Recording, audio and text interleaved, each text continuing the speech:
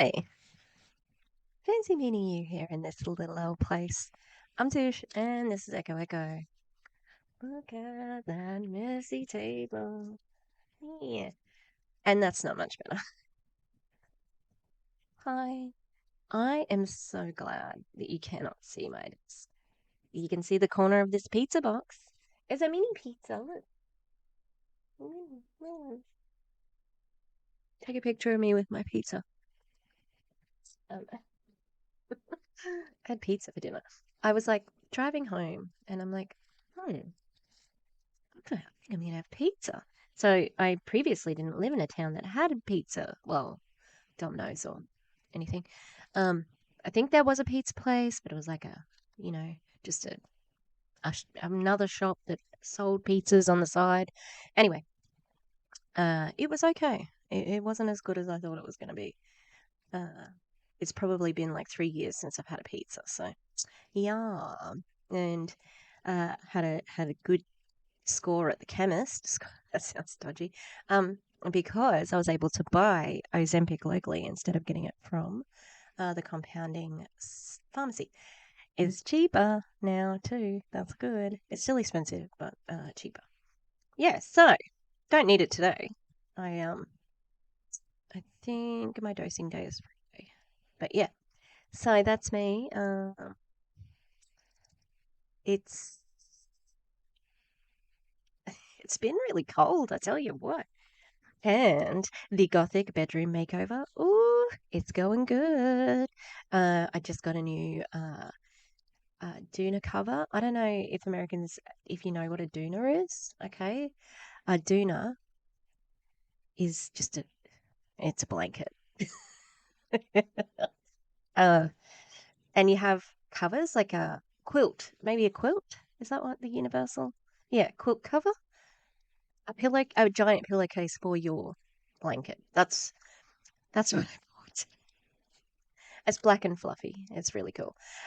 Yeah. Until I'm flush with cash, it's going to be just sort of like a DIY operation. Anyway, we are here because I don't like Optavia. Oh, my download just finished. So I don't like Optavia. I don't like Bethany from Amare. I don't like Cristapani. I don't like that Veronica Bay's poking her little head up out from being a successful real estate and influencer uh, to be transphobic. Yeah. Some people just think, what's my personality trait going to be? Oh, I'm going to be transphobic. That's going to be, and my entire personality is going to hinge on transphobia because I just really care about the genitals of everybody. I just really care that the genitals match the clothing. Okay. Can you just stop that, please? It's none of your business. Stay out of people's private areas. And yeah, um, if an American Christian wants to complain about being oppressed, uh, I'd say guess again. And if anyone who is saying we're protecting the kids from trans groomers. Where's the energy for the priest groomers in your own religions? That's okay, isn't it? Because it's not about protecting the kids. Anyway, I can sit here up on my high horse, knowing that we had one major massacre in Australia and there was massive gun buyback, and we haven't had any significant mass shootings since then. It's been quite a while now. Anyway, uh, you keep on keeping those guns. Why am I so political right now? I don't know. Every time I go to Instagram, it's just in my face. Do you want to see something funny though? Oh my God. It's Optavia related. I died. It is so funny. You're not even ready. I am in front of it. Where did it go? Where did it go?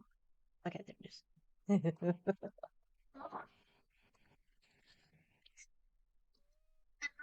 That's so funny. It's not bullying, okay? Um, that's Kevin Tinter's header on his Facebook at the moment. Can you believe this?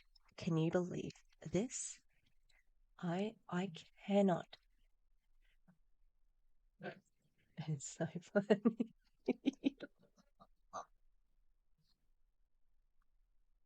don't get what this thing says. So dumb.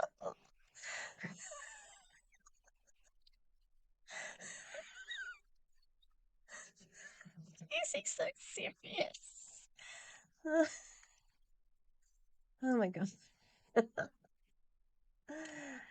He doesn't care about what I think. He'd just say I was a fat loser, but what does that even say, Kev? 100 and what? Okay. Yeah, like Kev's too busy being transphobic to bother with any sort of like knowledge of how to pose for pictures. So he's just like, no, I'm going to spend all my knowledge on being transphobic. And so then he forgot to be how to be a human. All right, let's get this video set up. As soon as I was just doing a bit of a searchy search, Kevin's not the focus, but I do want to mention that he is transphobic and he sucks. Uh, now we're going to be looking at his little PIC partner in crime, Doug Wood. Doug Wood, who was, I would say, insinuating that his patriotism was akin to those of veterans. And Erin, shout out Erin Bees, uh, did did stitch him on TikTok and said, like, is this a little bit of trying to be a stolen valor moment? Kind of feels like that. So I understand. Gina Eccles also had a post on Facebook about how we thank those who served, and if you want my recipe for my shitty lean and green, hit me up. Yeah, Gina, use Memorial Day to sell your shitty 5-in-1 diet. Anyway, so I'm going for Doug anyway. Doug's he's the man at the moment. And I was watching a Sam D video. If I remember, please remember, Tish, to link the video. Uh, and Doug was the guest of honor. And he was saying how he was 25 pounds overweight, and it made him he wasn't as everything. He said, I wasn't as good, honest. I wasn't as like respectable. Because he was 25 pounds overweight. Oh, he sucks so much. Anyway, I just did a bit of a search to see what I could find on him, and then this one came up. And as soon as I heard less than the first minute, I'm like, oh yeah, this is what we're watching. Anyway, uh, we do DC. If you're watching this, we do have to review that woman's. Can't even remember her name now. That woman's book and Doug's book. I bet you. I bet Doug's book is terrible. We shall see. Don't go yet. Don't go yet. All right, here we go. I was talking to the video player. Don't go yet. Like I can't control it with my mouse. I'm going to be doing some polymer clay bits and pieces as I do this.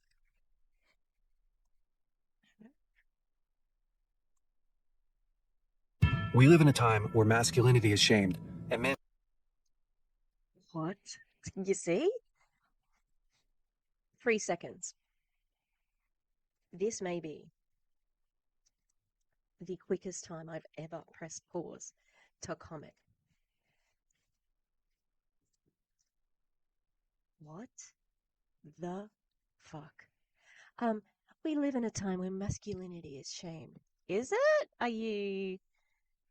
Um, didn't Roe versus Wade just get overturned quite recently, where men are trying to control the reproductive system of the women in America? When did that happen? Oh, it happened this year, didn't it? Yeah. Oh, I'm so sad for all of those men who cannot, who are shit. Fuck them. A dickhead. Anyway, this is I don't know whose podcast this is, but this is not Doug. This is the podcast host. Let's continue. don't know what it means to be a man. As a pastor and counselor, I've spent the better part of my life equipping and training others. My goal with this show is to translate my hard earned experience into tools and tactics to help you become stronger as a man. This is the Brave Co podcast. I'm your host, Jason Valentine.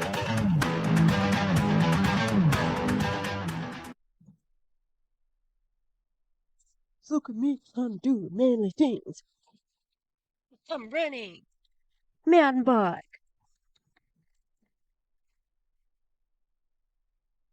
Brave Co. Alright.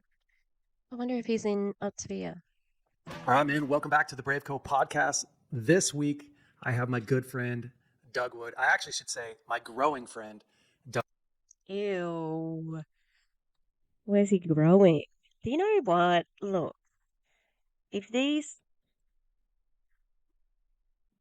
I'm not saying the men can't have a camaraderie and, affection for each other. They absolutely can. I just realised that the dogs are still waiting for my pizza. Go to bed. There's no more. Okay, go to bed.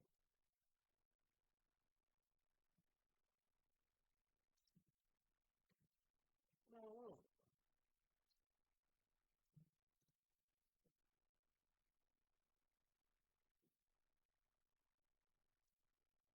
I was lying.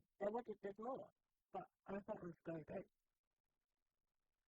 I really like eating when I'm studying Optavia because, fuck yeah. Um,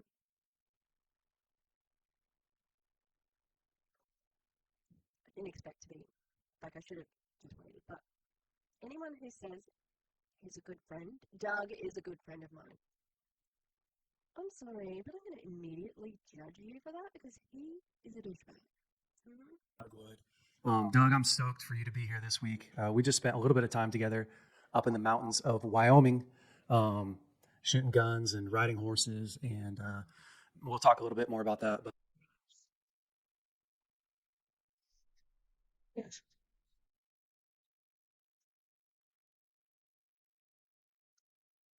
What else? What other manly things did you do? It's just always homoerotic, okay? I'm sorry. It's just because they are so homophobic, transphobic, all the phobics. And they just look, there's this lady, what's her fucking name? Kaylee, I think, and she's the target Karen who, got the pride stuff taken out, so she's really amazing. um, even though it's flagged as being misinformation, her husband works in the military. She wants to kill Joe Biden, and she said he should be killed, and that's her husband's like chief commander in chief, whether he likes it or not. Also, it's just always those type of men who have very suspicious searches. That's all I'm saying. The most phobic. Okay, let's continue. Let's see. I'm so glad that you did those manliness.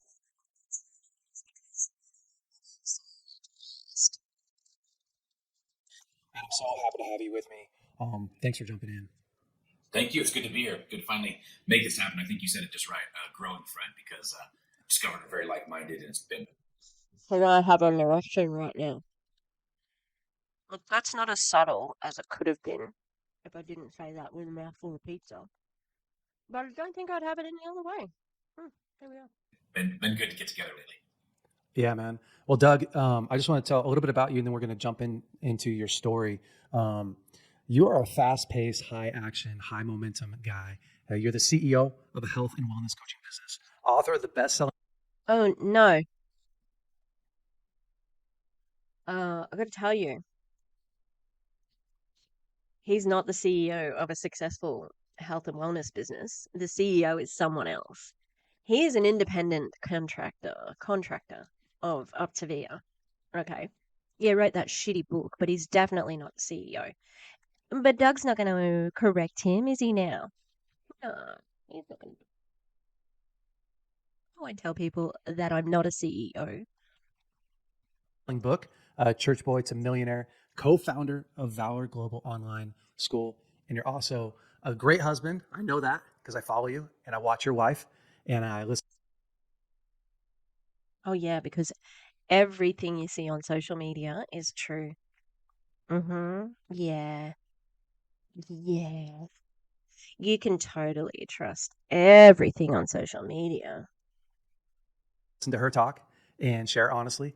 And then you got three great kids. So um, you weren't always successful. You weren't always this high momentum, highly successful guy.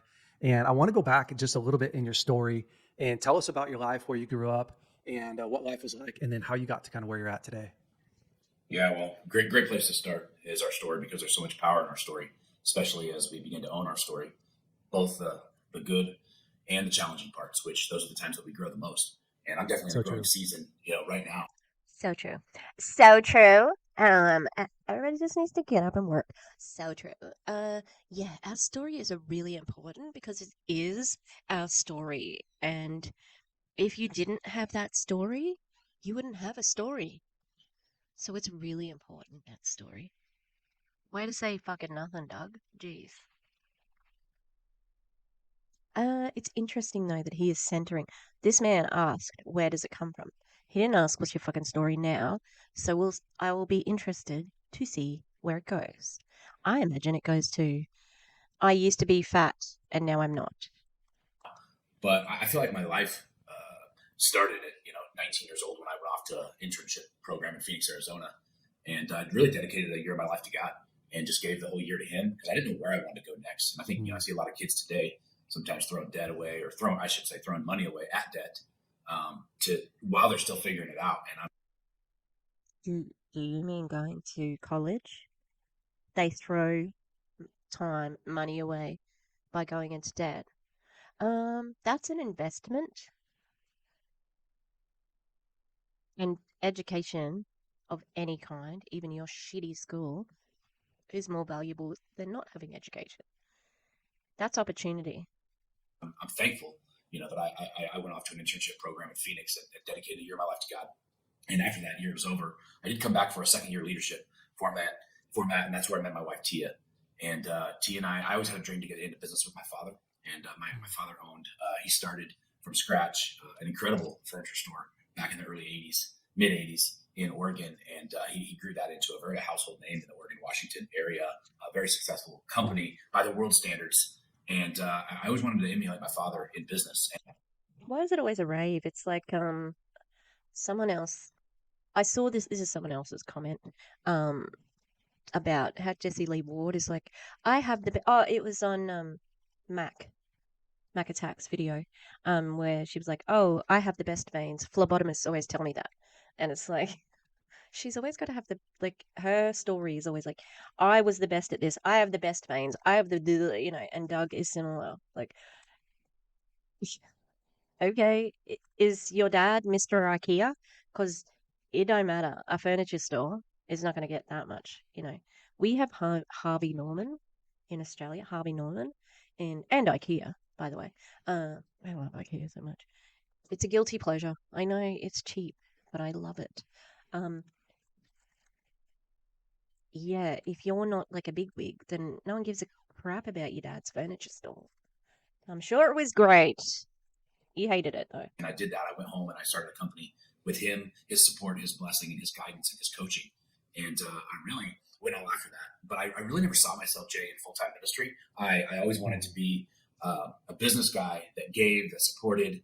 But I didn't, I have a feeling he's going to say he's in full time ministry now, but he's not. You are not. You are a diet salesman. Dickhead. that's not, I left school. I didn't have like a true, I couldn't sing. I didn't think I could speak. I didn't know if I was called the kids. There was about three positions that you qualified 4 years ago. And I was just like, man, I'm done. I'm going to be in business though, and I'm going to dominate the business sector in the world and make an impact still in the kingdom that way. And I found my way 12 years in business, learning a lot, growing a lot, and miserable a lot. And I kind of that's where fast forward. It was about 2010. I was like, I got to do something different. And my wife and I at that time had been 2010. So that to me signifies, so the global financial crisis is what you'll see a lot of MLMers point to as being what got them in. Like Danielle Mioli, Ray, a whole heap of people got in 2008 due to that. It's interesting they said 2010 because that means his furniture business survived the global financial crisis and it was successful. Mm. married about 10 years, and we knew that we were called to more. We weren't just supposed to be in the furniture business anymore. I mean, despite the upbringing that I was brought up in, I knew that I was 31 years old and I was not living the life that God had called me to be, and there had to be more. And I began to go on a search to find it. Wow. That's awesome. Man, business is tough for starters. So uh, I grew up with my dad who owned several businesses, lots of businesses. And I kind of did the opposite. I was like, man, I don't know that I want to do business after watching my dad grind for 20 years. You know, it's rough out there. Um, yeah, that's crazy. Tell me a little bit about like where you're at today. And um, yeah, I'd love to know Yeah. what was a transition out of business and into ministry. He's still in business. Well, that actually has a lot to do with that season. In that season of from 2000 to 2010, uh, I was not successful. I was, if anything, I would feel like I was anything but successful. He's going to say because he was. And whether I was just always in the testing season, but I always felt like there was a stronghold's probably a big word for it, but I always felt like there was this money issue that was over my family. My father told me when I got into the furniture business, Doug, there's going to be some good years, but there'll probably be more harder years than not. But each hard year has taught me a lesson. And my father also told me if you make over $100,000 a year, you're doing really well. My grandfather, who is a old pastor, I say old pastor, he was old and he was a pastor for a long time back in the 70s, 80s, and early 90s. Back in the Always day. back in the day, he always told me, be careful, don't chase money. And I, I had this thing that I felt like I came to about the mid 2000s, maybe 2008. I was praying like I'd never prayed before. I was giving away everything I could. And I just always felt like, man, what is this stronghold or what is this generational thing with my family and money? Because my grandfather never broke it. My father never broke it. And here I am saying, what is it? And I just began to go on this quest and this search. I was at this incredible conference, this breakthrough conference at this church in Portland called City.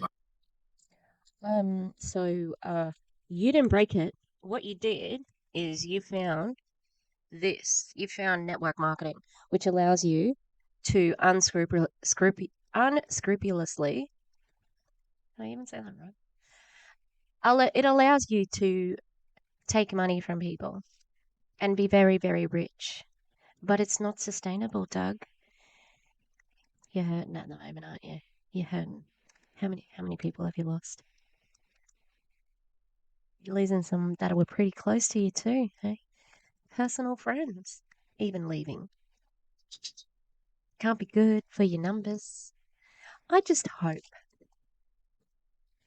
You want to hope that you've put some of that money away and you're not living beyond your means because the S curve, it's not gone back up, mate. It doesn't matter what you've got up your sleeve. You're on a sinking ship, and I can honestly see this type of guy making his own MLM. But he will definitely get some more money out of Optavia before he does that. I just find him so insincere. It just makes me sick. He's such a hypocrite. Um, and I really do not think that Jesus or God is obsessed with money. He doesn't think, they don't think, like money is important. They would hate you. They would hate the MLM structure because of how much it abuses people. And especially when you use God and Jesus to sell your shitty diet. It's unconscionable. Bible. And at the end of it, my wife and I decided to give sow some seed into I did another ministry, but also my furniture business was doing the worst that it had ever been. We were over $250,000 in debt. We were going month to month. Yeah. Doug. So this is global financial crisis time. Everybody was hurting. It wasn't unique. It wasn't about you. Okay. God, he's so self-centered. Like, oh, this was just really bad, a bad season for us. No, it was a bad time for everyone. Okay.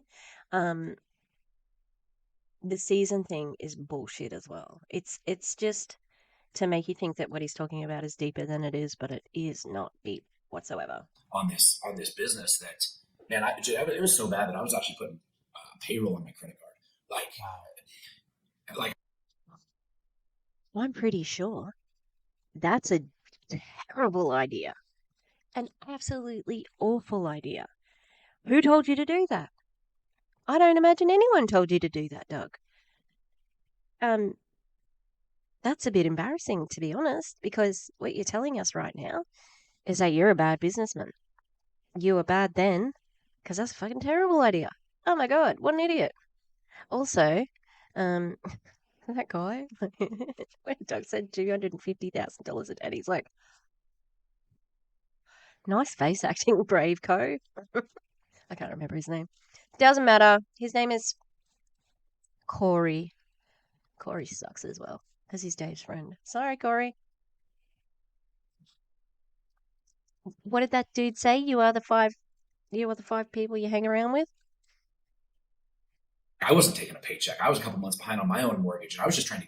And I did. I always kept my employees paid on time. But those are the only people that got paid on time. And through this whole search, Oh, he's such a person. Oh, Doug. So you didn't have any layoffs during that time? Hmm? Hmm? Be interested to hear from anyone who was in Doug's furniture cart. He seems like he'd be awful to work with. Like, all smiles until you tell a joke, and it's an inside joke, and he doesn't get it, and he gets all pissed off because he doesn't want you to. No, you're not allowed to laugh in meetings anymore because Doug's not a part of the joke. I don't know that that happens. That's just an imaginary situation in my brain. All right, let's keep going. I went and got prayed for one night. We just refinanced our house, and I pulled out $24,000 to hope. Okay, I'm gonna say you should go to a financial advisor, not God. Okay? Yeah. I don't know how much God can help you, but of course he's blessed. Don't you know? God smiled on him. That's why he's rich right now. Hopefully buy us a couple of months in the furniture business to where I was just feeling like God was going to bless my business at some point. And I talk about it in the first chapter of my book, but it's called "It's Okay to Quit." And I realized that I needed to quit on Doug's needs and desires, and I needed to say, and I just say yes to maybe God had a different path for me. And I went up and got prayed a couple months before that. I went up and got prayed for, and this guy he begins to take me through this series. Actually, a really incredible altar time, and he takes T and I through this series. And he gave this incredible prophetic word about how you're going to do this, and God's going to do this. And I remember like yes, yes, yes. And then he puts, and I got to remind you, at the time I was 270 pounds, so I was a big boy, had a lot of belly on me. Okay. He grabs my belly, and he says, "This man will no longer go to the refrigerator for comfort. He will, in fact, have a ministry that helps people break the stronghold of food addiction." This guy is so fucking excited. He just came in his pants.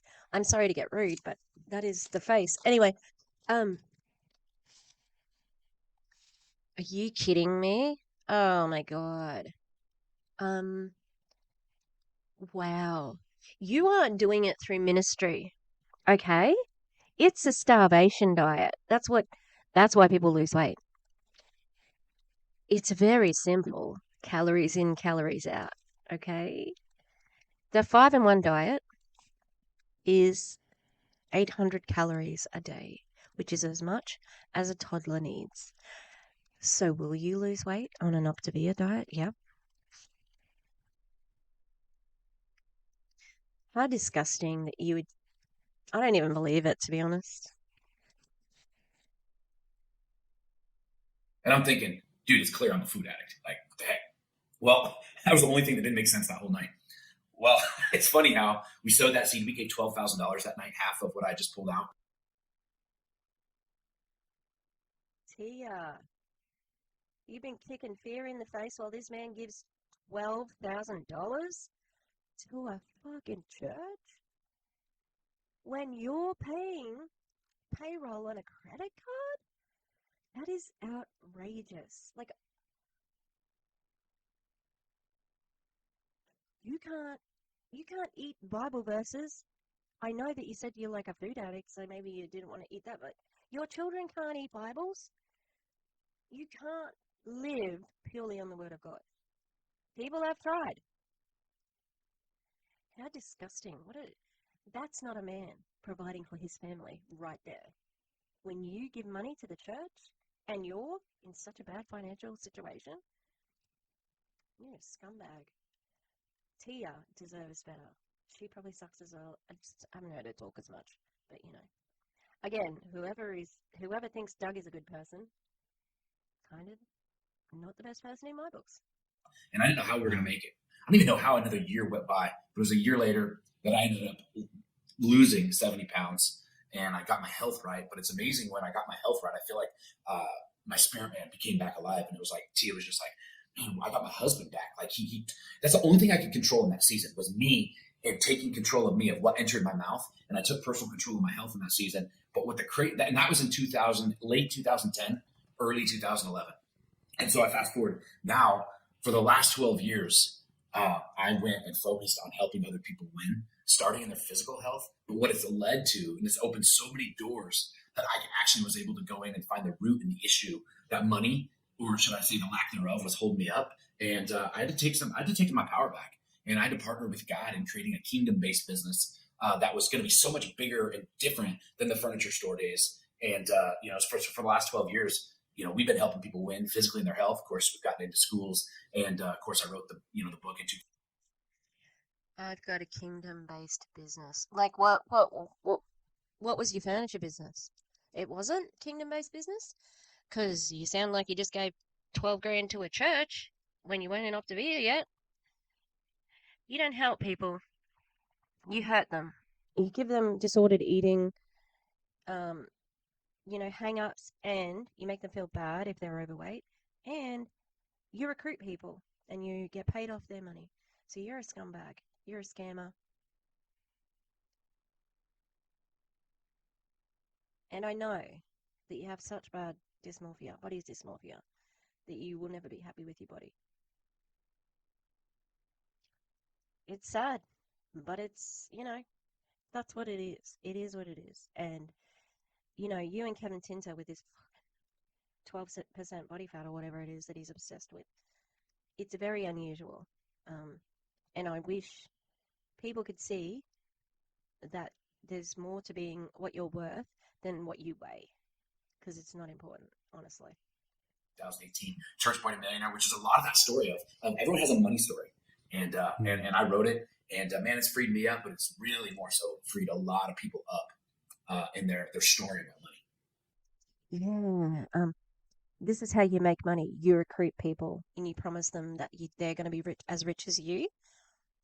But that's not true. That's a lie. So then then you can do whatever you like. But just promise them that they'll be as rich as you.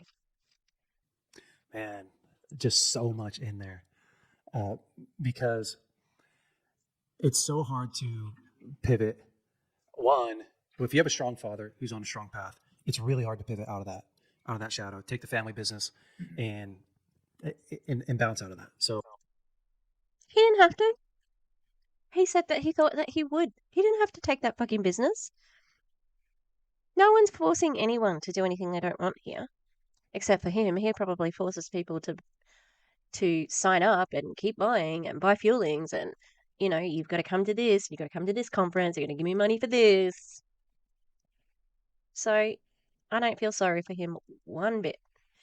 The amount of these people, these MLMers who with this rags to riches tale, and then you find out that they actually weren't that sort of far off. Like Chris Stepani and Christina Smallwood were both saying, like Krista was selling furniture to celebrities, and Christina was doing the hair of celebrities, and they were making, really good money. And then they got onto Monet, and Monet was this, and it's like, and then there's another lady from Monet who said that she joined Monet because she wanted extra money so she could have organic groceries. Fucking, like the privilege, the absolute privilege of it, you know. And I've heard them say such things as, well, even if this is your last money, you should spend it on the MLM because it's going to be returned to you in, tenfold. And that's just not true.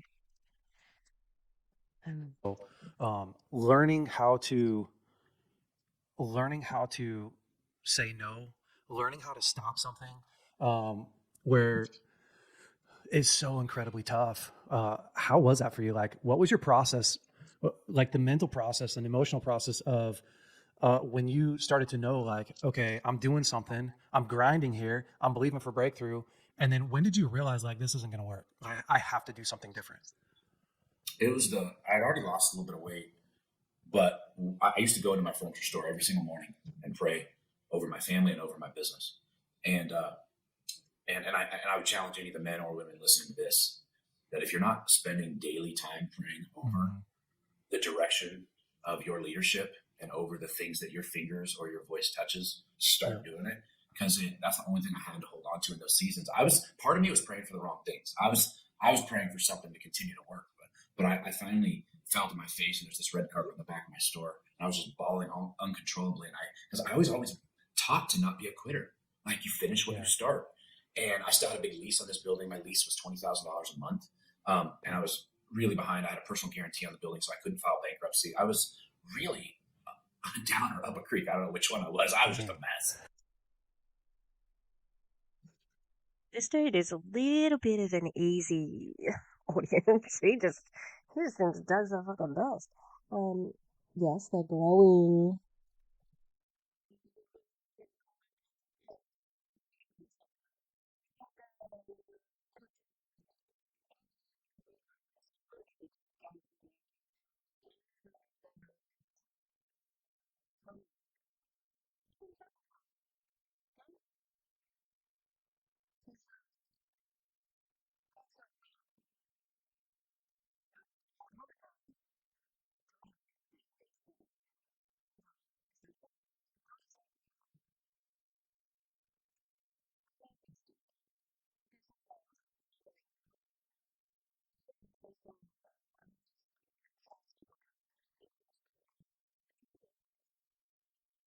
And I was young. I did this through my 20s. So my buddies were out. They went off to college or somewhere in the full time ministry, and they all thought I had it together.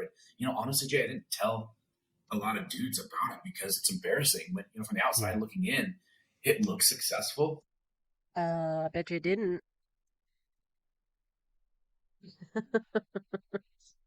I bet you didn't, Doug. You already said how overweight you were, and you know that people judge you for that because you judge people for that, and you probably have friends who are like you, so you know that they're judging you for being fat, right? Um, it's just that, yeah, I think that more men should be talking about their feelings, but as long as your feelings include accepting everybody's feelings, trans people, gay people, even fat people. I'm trying to figure out, like if do you know what would be Kevin Tinder's ultimate kryptonite? Fat trans person. Oh, that would break his brain. Oh, he wouldn't know where to hit it. Like it'd be like, oh, do I go for the trans part? Do I go for the fat part? His little brain would be breaking. I just like to see that because I think he'd be very uncomfortable. And I think that he should be uncomfortable because homophobia is shit. And I mean transphobia. He's more transphobic. I'm sure he's homophobic too, but he's more vocally transphobic. And I was hiding a lot, and I battled a heavy addiction to pornography. I battled a couple times. I never attempted suicide, but I actually got my insurance policy out, and I actually one of the things that kept me from um, committing suicide was that in the actual life insurance policy that I had that was for over $1 million, suicide was one of the clauses that it didn't cover. Oh, David's face. He's like, damn it. I know that he's talking about, I know that he is doing that look as in, oh, that's terrible that you were thinking about suicide. Also, Doug, trigger warning. Fuck. Anyway, but he, the way he looks like right now, he's like, damn it. Damn, the life insurance didn't cover suicide? Fuck. I'm gonna bet all of the money that I have, which is not much, but that's okay. Um, that Doug never thought about suicide because he loves himself. He would never. He would never. Um, and now he's just talking about it to evoke emotions like, oh, poor me, I was so sad. I was on a bed. I didn't tell anyone. Yeah, bad luck. But do you know what? People are more perceptive than you give them, you know, any credit for. I'm sure people knew that you were struggling. And Wow. I'm actually grateful for that clause. I didn't know it was in there, but uh, because I knew that then my family couldn't be taken care of. Like I was willing to lose my life so my family could win and get out of the mess. But I actually, discovered that that wasn't an option. Mm. And so, during that time, Also,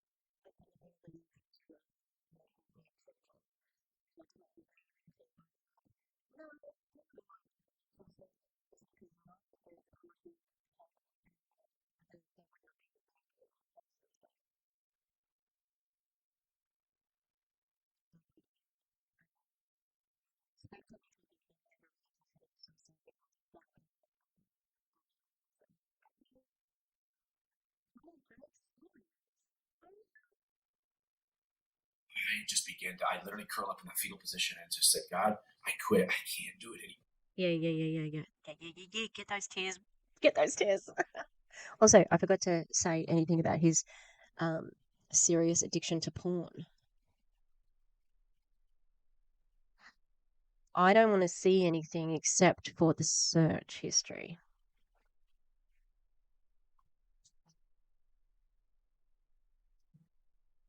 Like literally, Yeah. I cannot do this anymore. And literally, I heard it so clear of day. It was like, great. I've been waiting for you to say this, Doug, because I was done with this furniture store a few years ago. Just been waiting on you. Like he didn't say it like that, but that's what I heard, man. And I felt this incredible flood in this release. And I immediately, like 3 hours later, because then I was scared. I'm like, what am I going to do? I'm screwed. And I remember calling Tia at home, and I'm like, babe, I don't know when, but we're done. The furniture store is done. I just don't know when it's going to be done, but like I've released it to God, and I feel like it's over. He's like, so she's like, so what are we doing? And I'm like, I don't know. I'll go work at Taco Bell if I have to, but I want you back. I want the girls back at the time they were together for. I'm like, I just want to be connected again. I just want to. You know what? We started this thing with no money. If we end with no money, and I You owned that furniture business. How do you not like? What do you mean that you wanted your girls back? Like, how ridiculous is it that you would say that you're a business owner here and you were a real business owner and you didn't have the relation? Like, this is your business. Make it fucking work so that you can still do the things you want to do. Those poor kids, they're so indoctrinated. You know, they say that drag queens are groomers. You know who's worse groomers? These people. making little girls sign fucking, virginity pacts and stuff like that.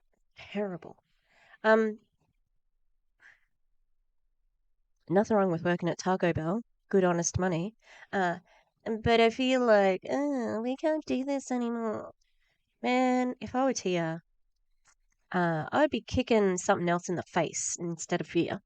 But the way he sort of, it's like she's only just an accessory to it. It's never, it doesn't seem like it's in consultation with her whatsoever. The head of her family is Doug and God, and then everybody else has to fall in line. She's a stronger woman than that, and it's terrible. I hope she's plotting something there, but um, rich people are happy. It's fine. It's fine. Happiest marriage, I'm sure. Who Yep. cares at this point? Like, you want your husband back, and a little bit of a blur after that. But it's amazing, Jay, when you really release your power and you can truly say, God, I'm done. It's going to have to be you.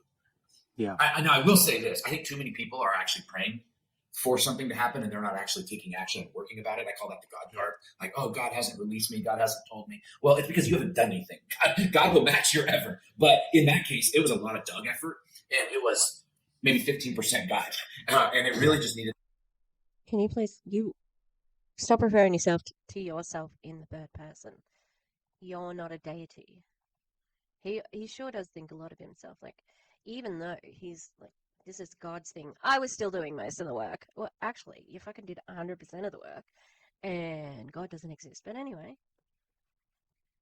To be in a season of complete surrender. And literally, it was 2000. That would have been late 2009, 2010 ish. Dude, my life exploded for everything good since then. Since I released me, I got out of the way. My finances, my health, my marriage, my work, my relationship with the kids, my impact in this world exploded versus just being tied up in a business that was all about me. Man, that's crazy. Um, did this man just say that he is not in a business that is all about him now? It did all these things so instead of being in a business just about me. Oh, so you admit that like Tia and the children weren't a part of the furniture store. Um, it's still about you, Doug. Are you fucking kidding? Like, this man is such an egomaniac. He is so full of himself. Everything is about him. He thinks he's the biggest. Oh, everybody's like, why is Doug getting so spicy? All right, close those doors and tell people they gotta get in or get out and don't come back. Get security. That's him at his own conference. Like, why never? I'm getting spicy. No, you're being a dickhead because you're a megalomaniac. All right, I'm only gonna do a little bit more tonight because it's making me angry. I want to go to bed. I think that most men are in that same box that you were in, where you want to, you're trying to, you're doing what you know to do. I mean, you're working hard, you're putting in effort, you're grinding. And So I don't think that most men were in the same position where Doug was obviously one time able to afford that $20,000 rent for his furniture store. Okay? I don't know if you know this or not, but that's quite a lot for rent. So he wasn't like most people. He did have some success in that field, obviously. Okay? Yeah, there were problems when the global financial crisis came along. But I don't think that his story is a common one. The whole rags to riches. Oh, yeah, it's a common story, and it is something that is told in America. Like I think it kind of is a bit of a uniquely American sort of thing where the American dream, like you come here, anyone can be a success. Well, yeah, but guess what else? Um, the poverty cycle, and the fact that the minimum wage hasn't been raised in however long, and inflation and recession are driving down the market and things like that. So the thing is, it's coming again. And the thing that you're depending on now, Doug, it's even shakier ground than your furniture store. And yet, when you look around, man, it feels hard because you're not really successful at any of it. Business is failing, marriage is disconnected, young daughters got a porn addiction. A lot of guys are in that spot. Knowing That's how what some to, call the American dream now, right? I mean, bro, sadly, it's joked that that's the American dream. In debt. What? What the fuck are you talking about? That is not the American dream. Are you kidding? No one wants that. Are you kidding?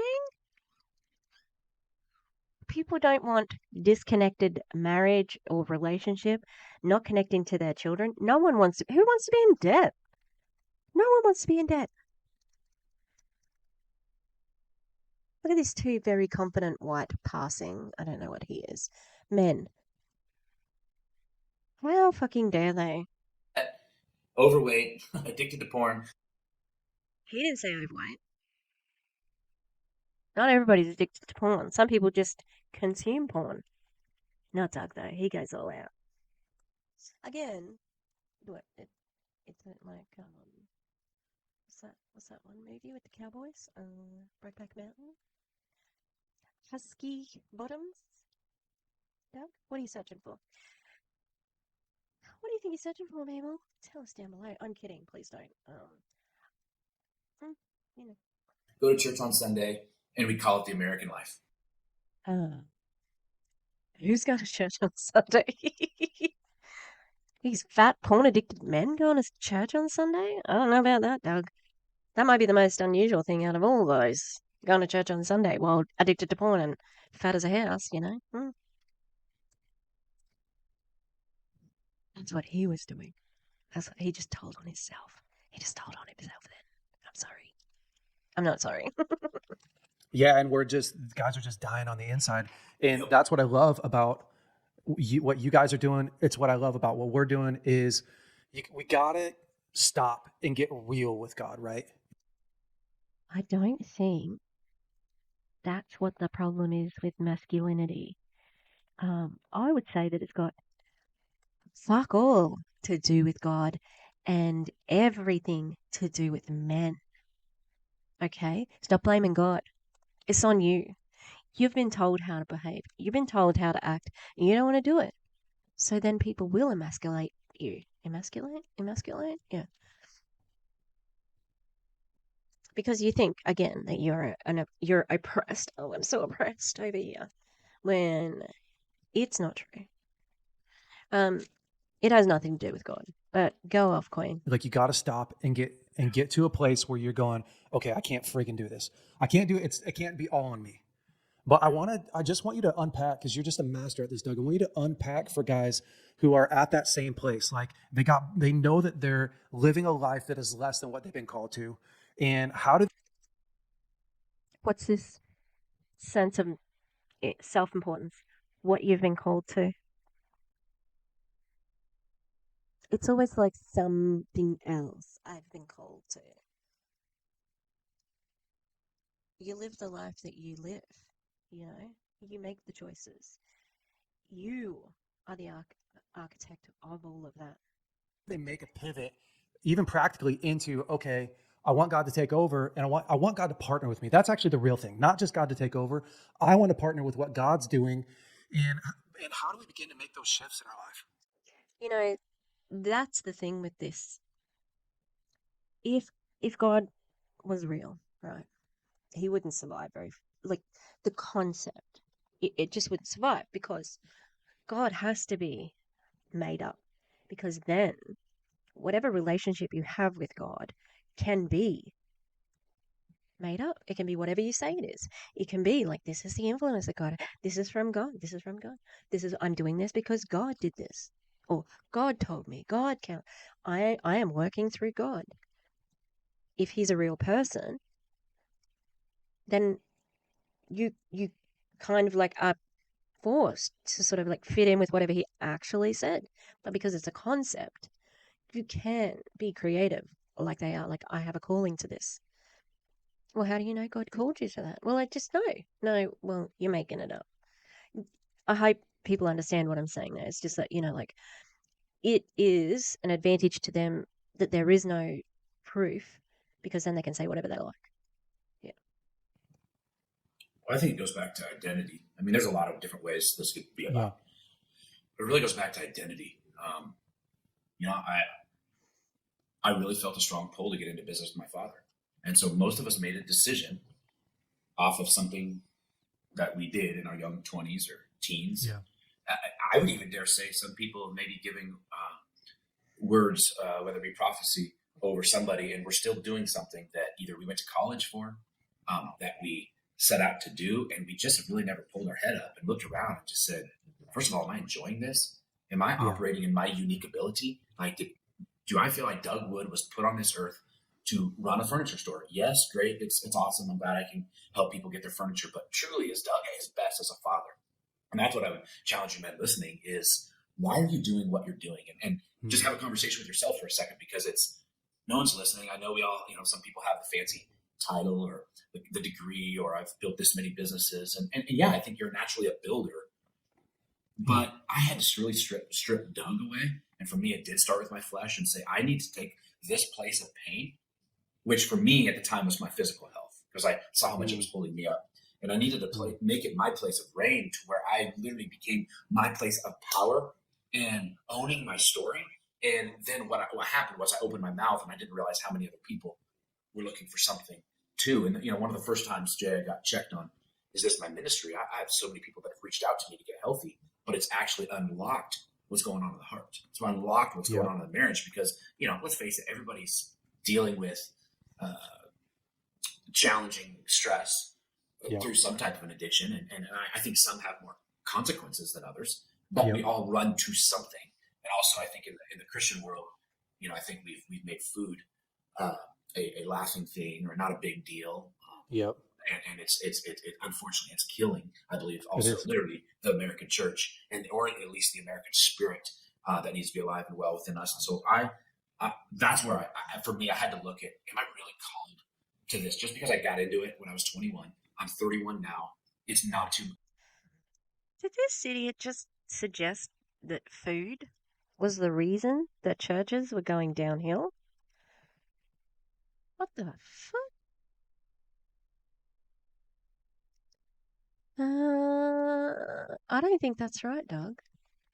That's not right, Ellen. Okay, I'm going to leave it there for tonight. Obviously. Let me just say this.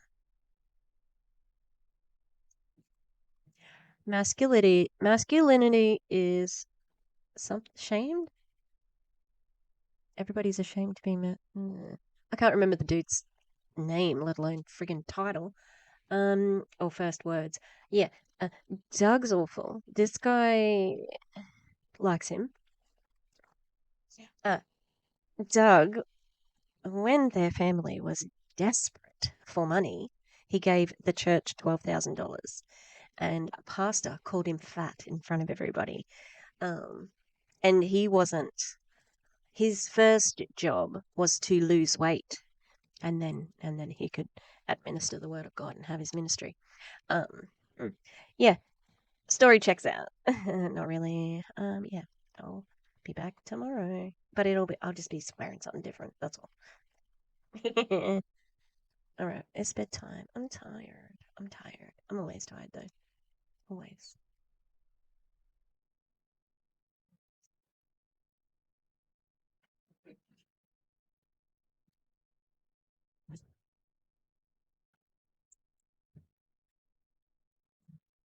Hey, we're back. It's been 24 hours, maybe shorter.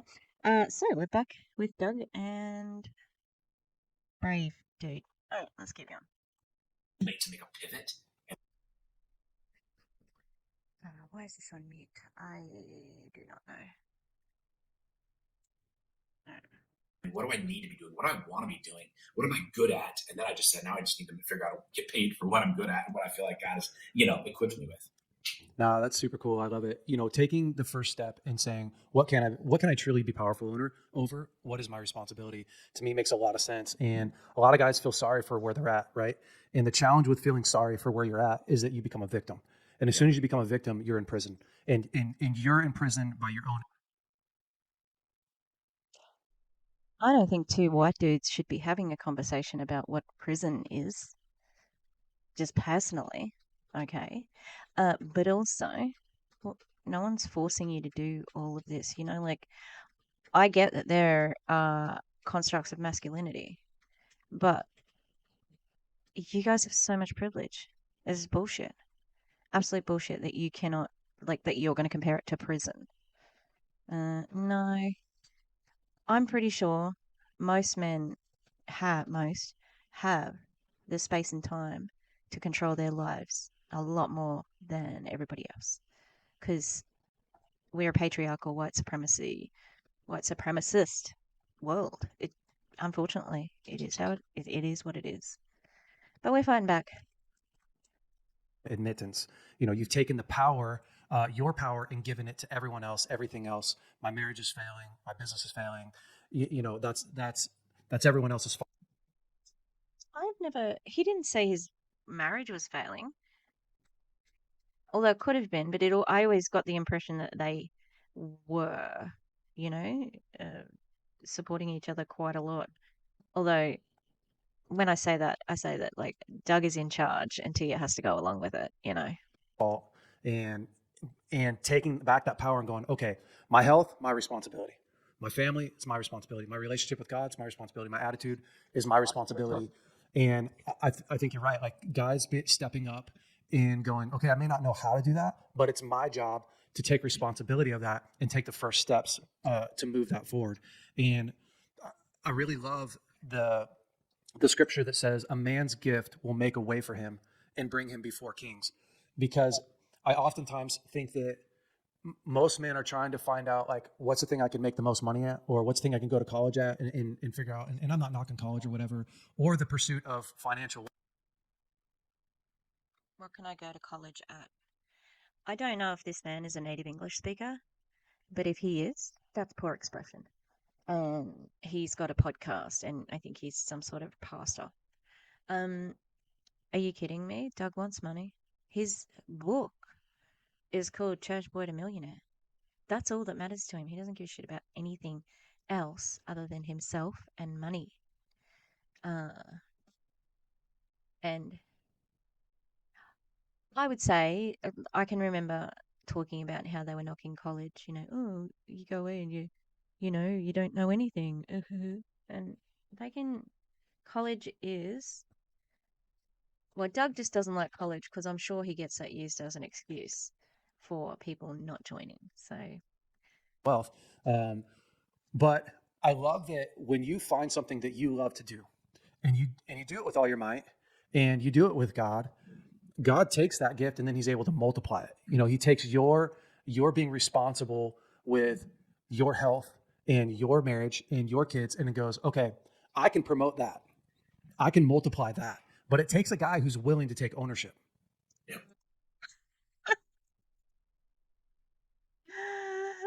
oh my God.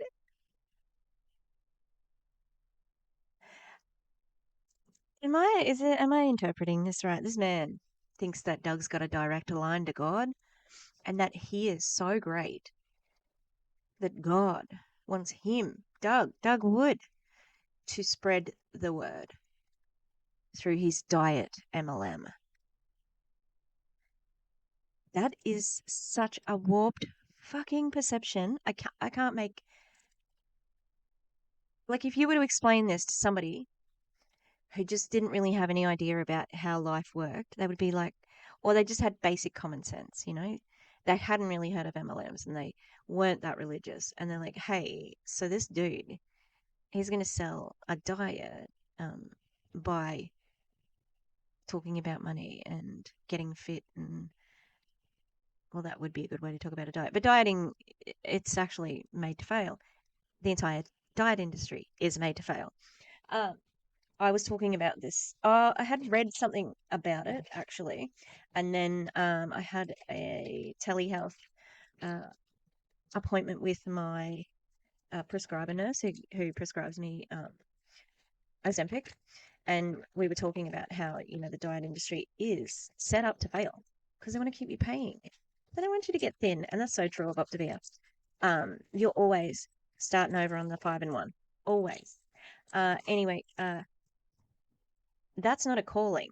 Like, it just isn't. Speaking as somebody who is in a career that I feel is my calling, okay?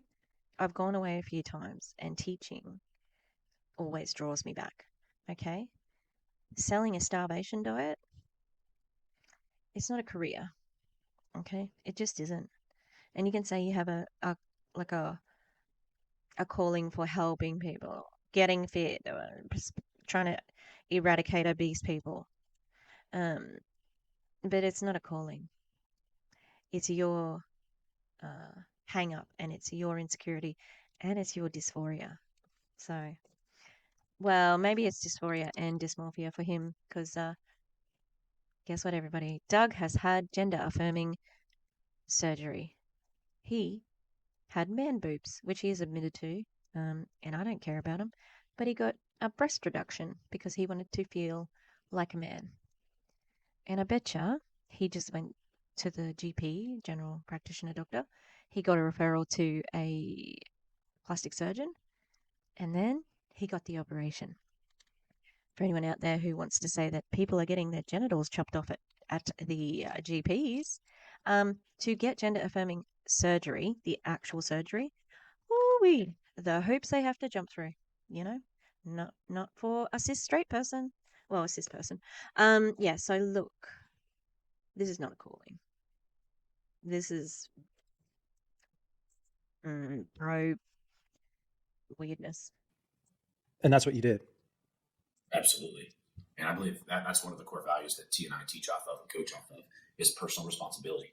Can you own your stuff? Can you Mm. literally? And I'm gonna challenge some men right now because I realized for a long time I would kind of say I'm sorry or I would own something, but I would still it would still come with a but. But if you hadn't done that, I wouldn't have responded that way. There was still like literally I couldn't just say I'm sorry and it won't happen again. Like that's personal responsibility of look, I own Yeah. this. I hate this about myself, but I promise I'm getting better and it will not happen again. And the other side of personal responsibility that the victim goes to, Jay, is they can say I'm sorry and then they go toxic on themselves. I Yeah. suck. Maybe I suck as a father. I suck as a businessman. And then all of a sudden, you just went from either hurting or offending, whether it be your wife, your kids, an employee, and then you go victim to where all of a sudden they're coming around you, coddling you. Oh no! And then they're next thing you know, they're almost apologizing to you, and literally, it's a big Yeah. manipulative game that can easily be played. And I literally, I had to look at myself at 32 years old, and I said, I am not in a good place but Yeah. this will not be my story. I'm going to own. It doesn't matter that my grandfather told me don't chase money. That's all Yeah. he was taught. How are we back at money? We weren't even talking about money a second ago. We're talking about relationships. It's interesting that that's where your mind went. And also, yeah, you can say sorry. I won't do it again. The problem or problems arise when you don't actually make the changes. I've seen Doug blame people for stuff, and he knows that that's manipulation because he does it. Pretty sure when he says, so on the Civic call, he said something like, when I was, I'm 25 pounds overweight, so I've already said this, I know, whoops. Um, I'm not in integrity, I'm not in this, I'm not in that. That's not about him. That's him criticizing other people because they need to be doing all of that. That's manipulation too. I also realize, sure, if money's so bad, why do they give you about 14 ways to collect it in church? You can text it, you can give it the back, give it Sunday. Yeah. I mean, they keep passing the plates if it's so bad. Yeah. And I had to realize, I'm Yeah. like, whoa, that's the side of the cross that my grandpa. But he gave me so much else, but he just Yeah. never got through the money thing. And, Yeah. and and I had to look at that. I had to look at some of these patterns that I was told. I had to say, wow, somebody told me, my father told me if you make over $100,000 a year, you made it. It's funny how I always strive to make right at 100 and I could never make any more because you Yeah. set your benchmarks and your goals based on what somebody else put on you. And I had to just kind of confront all of those things. I had to throw out, the bad. Not this man gloating and looking down on $100,000 a year not being a good salary or not being a good goal for a salary because his dad said it. This man probably makes $100,000 a month. Of course. Like, of course you're going to put everything aside because I had to get that out of my mind so that I could earn all this money, so I could be rich. I had to do it. This is not an honorable man. This is not. You're the same as every other money hungry freaking billionaire, millionaire, entrepreneur out there. Bunch of dickheads. As per usual, I have gone too long with my video, and so I'm cutting it in half. And this is the end of part 1, and part 2 will be coming real soon. Thanks for watching.